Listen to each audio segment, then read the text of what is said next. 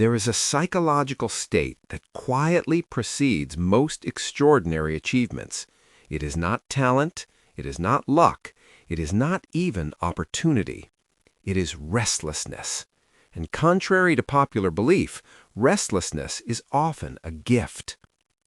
Across biographies, longitudinal studies of high performers, and innovation histories, a pattern keeps reappearing.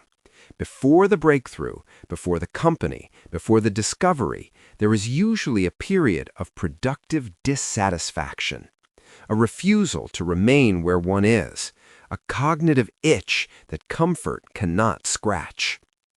When I speak of the gift of restlessness, I am not romanticizing burnout. I am describing a well-observed behavioral pattern. High-impact individuals often display elevated intrinsic motivation, unusually high task persistence, reduced tolerance for stagnation, deep, sustained focus on personally meaningful problems. In psychology, this overlaps with what researchers call grit, deliberate practice, and goal-directed persistence. In simpler language, they cannot easily leave the work alone. Take Bill Gates. Yes, he had early access to computers. That is historically accurate. But access alone does not explain outcomes. Many students had similar exposure. What distinguished Gates, according to multiple historical accounts, was volume and intensity of engagement.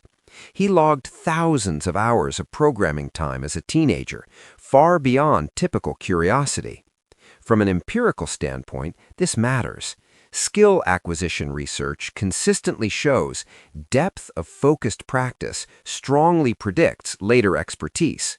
What looked like luck from the outside was paired with extreme behavioral investment on the inside. Consider Elon Musk. Public narratives often focus on his resources, but documented accounts from the early Tesla Inc. and SpaceX years tell a more complex story. There were periods when both companies were near failure, he invested nearly his remaining capital, and he worked at a pace most would consider unsustainable. Now, this is important. I am not prescribing extremity as a universal lifestyle. I am pointing out a recurring empirical pattern.